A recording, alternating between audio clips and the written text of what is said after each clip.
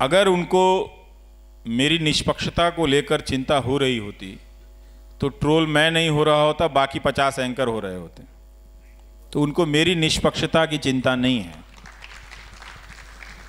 उनको चिंता यह है कि जब हमने सबको खत्म कर दिया तो ये कैसे बचा रह गया है। तो वो हताश हैं। मेरे बचे होने के को लेकर या मेरे जैसों के बचे होने को लेकर वो हताश हैं। तो वो गालियां देते हैं, ट्रोल करते हैं। अगर मैं कहूं कि इसका कोई भी असर नहीं होता है तो ये ठीक बात नहीं होगी। अगर असर नहीं होता तो हम कहते भी नहीं। और इसलिए कहते हैं कि इसलिए नहीं कहता कि मैं कोई बहुत बेचैन हो गया हूं इनसे, बल्कि इसलिए भी आपसे बताता हूं। मैं लिखता हूं, मेरे दोस्तों से काफ़ी बहस होती है कि तुम क्यों ये बात पब्लिक में डालते हो। मैं हमेशा कहता हूं कि ये एक एस्टैब्लिश्ड पॉलिटिकल स्ट्रक्चर के तहत हो रहा है, इसलिए पब्लिक में ये बात डालनी चाहिए कि गालियां दी जा रही हैं। बहुत ही वो मारने काटने की गालियां, तर्क वो करना नहीं चाहते हैं। उन्होंने वो बहुत सारे लोग यहीं पे दिखा रहे थे कि एक वकील साहब प्रोफेसर हैं, जानते नहीं मेरे बारे में, लेकिन फोटो लगाए हुए हैं कि एंटी नेशनल है, और अपना स्टूडेंट फॉलो करते होंगे। तो एक तरह से ये एक नेटवर्क बना है कि हम सब के बीच से एक समर्थक बनाने की लगातार कोशिश की जा रही है। जैसे ही आप दर्शक, नागरिक से दर्शक बनते हैं और दर्शक से लॉयल दर्शक बनते हैं, और फिर दर्शक से जैसे ही आप समर्थक में बदलते हैं, फिर आपको सवाल से का कोई मतलब नहीं रह जाता। फिर आप उस पार्टी के लिए झंडा उठा लेते हैं। और यही प्रक्रिया वो ज़्यादा से ज़्यादा वो करने की कोशिश कर रहे हैं। तो खूब गालियां पड़ती हैं, धमकियां पड़ती हैं, इससे ज़िंदगी पर असर पड़ा है। अच्छी बात ये हुई कि घर में बंद रहने के कारण मैं ज़्यादा लिखने लगा हूं, तो 25,000 शेयर हुआ ना। हाँ, मैंने पूछा ना कि जब न्यूज़ चैनल युद्ध का मंच सजा रहे थे तो आप गांधी जी के नाम पर शांति पुरस्कार लेने चले गए। तो मैं बैठ के पढ़ता रहता हूँ, लिखता रहता हूँ, तो ये अच्छी चीज़ें हुई हैं। परिवार के लोगों पे भी असर तो पड़ता ही है कि जब हम परेशान रहते हैं तो ज़रूर हमारे दोस्तों पे भी असर पड़ता है। और हम कोई लोहे के नहीं बने हुए हैं, डर हमको भी लगता है। और जिसको भी डर नहीं लगता उससे थोड़ा सा बचिए, उससे दूर रहिए। जो भी बात बात पे सीना खोल ले, सीना दिखा दे, दूर रहिए। ऐसे बहादुरी नहीं होती है। हर दिन अपने डर को जीतना ही बहादुरी है। हर दिन अपने आप को बहादुर घोषित करना बहादुरी नहीं है। और वो सारे ट्रोल करने वाले, गालियां देने वाले क्यों अंत में जाकर ये सवाल पूछते हैं कि आप एंटी मोदी क्यों हैं? हम कहाँ एंटी मोदी? हम तो मोदी की मदद करते हैं सवाल पूछ के, ताकि समय पे पता चल जाए। तो बहुत ही खराब हालत है मीनाक्षी। और ये सामान्य, मैं यही सोचता हूं कि आम नागरिक के अंदर जब ये भय बैठता होगा तो वो कितना भयानक होता होगा। मुझे तो फिर भी इसकी आदत हो गई। अगर आपके फोन पे कोई 4 दिनों तक लगातार हजारों की संख्या में फोन और 3000 से ज़्यादा मैसेजेस भेज दे गालियों के, उनको देखना, उनको डिलीट करना, सबको एक बार में नहीं कर सकता क्योंकि पहले के कुछ मैसेजेस बहुत ज़रूरी होते हैं, उसको रखना। इसलिए आप सबको एक साथ बल्क में डिलीट नहीं कर सकते हैं। उनको डिलीट करने के लिए ही मुझे रोज़ 3-3 घंटे 4-4 घंटे बैठकर ये करना पड़े। तो ये वो काम कर सकते हैं। तो इसीलिए उन्होंने क्या किया है कि इसके ज़रिए पब्लिक के बीच में ही पब्लिक को एक दीवार बना दिया है। वो इस लड़ाई में अब सामने नहीं है, वो उपदेशक हैं। 7 दिन तक लड़ाई हो जाए, फिर वो कह सकते हैं कि हमारी लड़ाई कश्मीर को लेकर है, कश्मीरी लोगों से नहीं है। वो कह सकते हैं क्योंकि उनको बहुत सारी रैलियां करनी होती, तो कुछ ना कुछ कहना है तो कहीं ना कहीं कुछ कह देते हैं वो। तो ये एक व्यवस्था बनी है जिसको उन्होंने लेजिटिमाइज किया, या उनकी पार्टी की पॉलिटिक्स ने लेजिटिमाइज किया है। ये अब 5 साल के बाद अगर आप नहीं देख पाएंगे तो कब देख पाएंगे? ज्यादातर ट्रोल करने वालों को वो क्यों फॉलो करते हुए नजर आते हैं?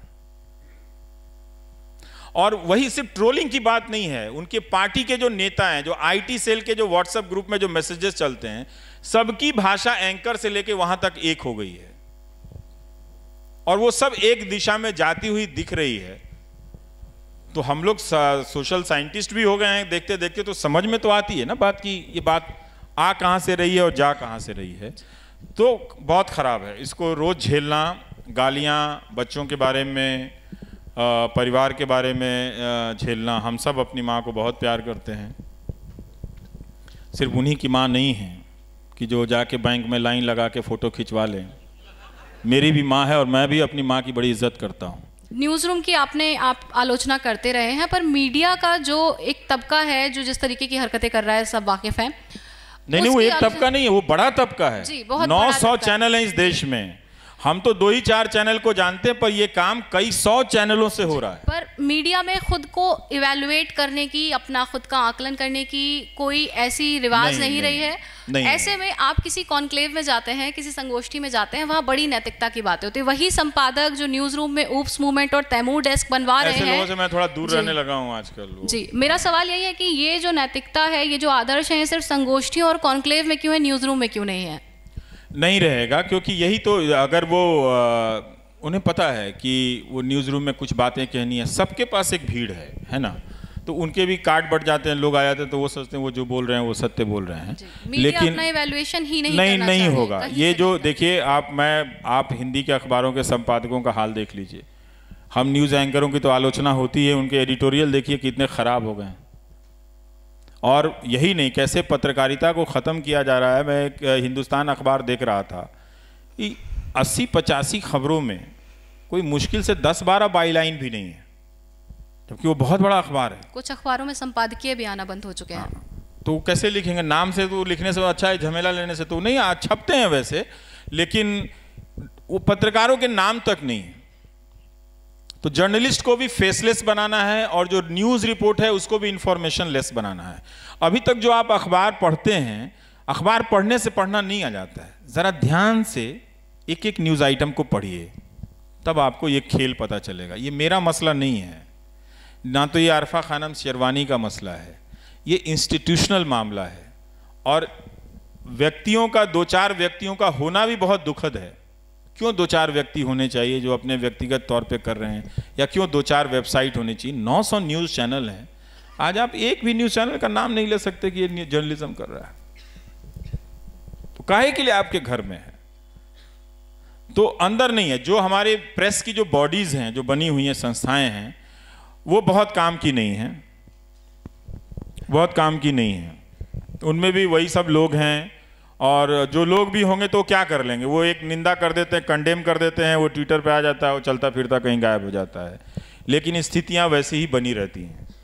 उनके ये कह देने से कि बरखा दत्त को, रोहिणी सिंह को, आरफा खानम को, मुझे अभिसार को ट्रोल किया जा रहा है, ये ठीक नहीं, हम इसका विरोध करते हैं, कोई फर्क नहीं पड़ रहा है। क्योंकि फर्क आपको नहीं पड़ रहा है, लोगों को फर्क नहीं पड़ रहा है। और लोगों को फर्क नहीं पड़ना ही कई बार मुझे लगता है कि ये इस बात का प्रमाण है कि जो इन न्यूज़ चैनलों पर दिख रहा है वो शायद हिंदुस्तान में हो गया है।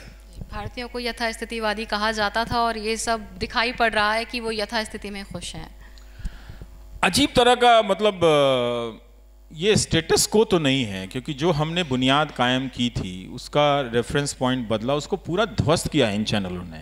अब आप देखिए कि वो कहाँ से कोई सवाल पूछ रहे हैं, है ना। तो अगर आप देखें तो ये एक पुराना स्टेटस को जो था वो ध्वस्त हो गया है।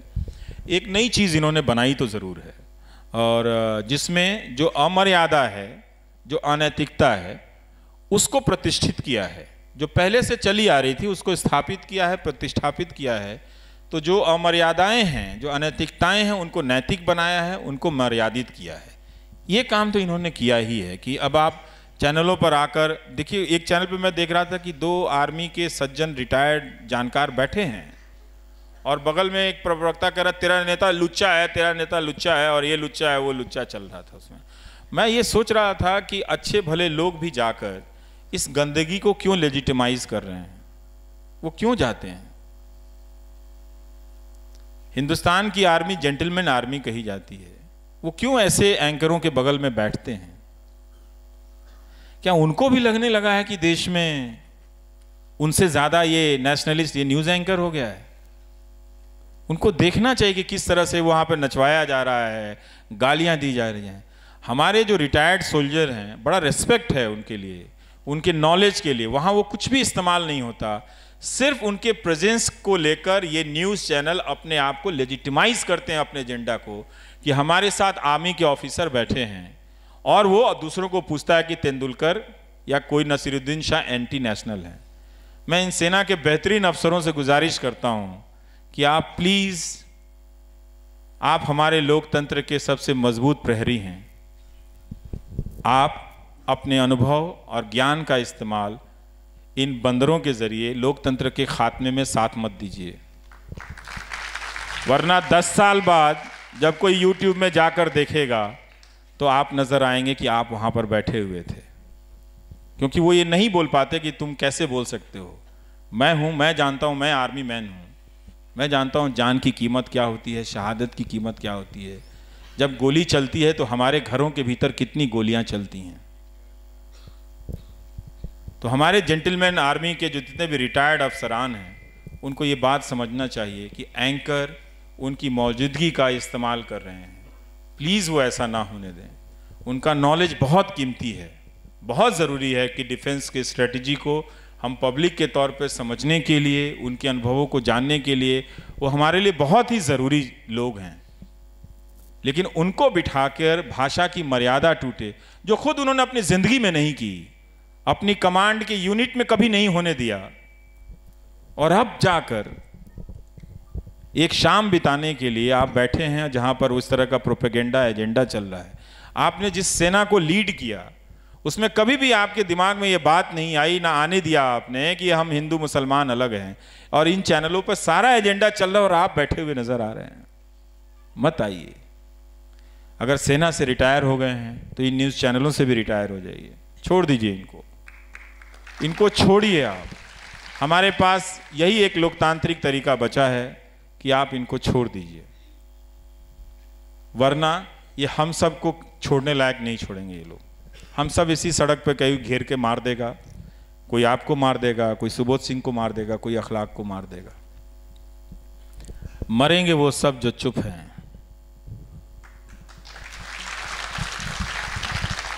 कोई गोली से मरेगा, कोई धक्का मुक्की से मरेगा, और कोई भूख से मरेगा। मरेंगे तो सब। पर अंबानी जी की मानहानि ₹1.25 की होनी चाहिए। हाँ, मेरी भी, प्रधानमंत्री की भी मानहानि ₹1.25 की होनी चाहिए, और राष्ट्रपति की भी मानहानि ₹1.25 की होनी चाहिए। सबकी मानहानि ₹1.25 की मानहानि, एक धनहानि, एक मानहानि, ₹1.25। आप भी नारे बना रहे हैं आज। हाँ, तो यही समझा रहा हूं उनको। तो जनता ज्यादा समझती है। नहीं, ये बात नहीं है। हमको ये बात समझना है कि ये जो नारों की शक्ल में बातें कही जाती हैं, बहुत ज़्यादा इनसे प्रभावित होने की ज़रूरत नहीं है। वो पॉलिटिक्स में लोग अपने आप को कम्युनिकेट करने के लिए कहते हैं, लेकिन आप सिटीजन हैं, अपनी नागरिकता को बचाइए। बहुत सारी चीज़ों को जानने की कोशिश कीजिए।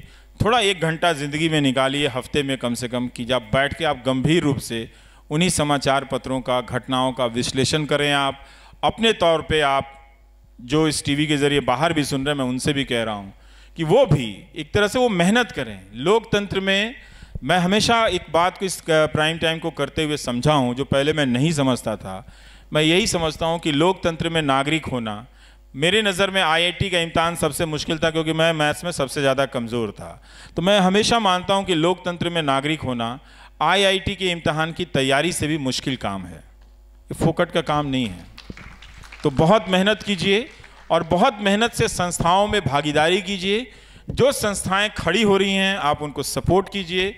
आप याद रखिएगा कि जिस दौर में लोग इतिहास मिटा रहे हैं, उसी दौर में आप वो हैं जो इतिहास बना रहे हैं। द वायर के और वीडियोस देखने के लिए सब्सक्राइब करें और बेल आइकन पर क्लिक करें।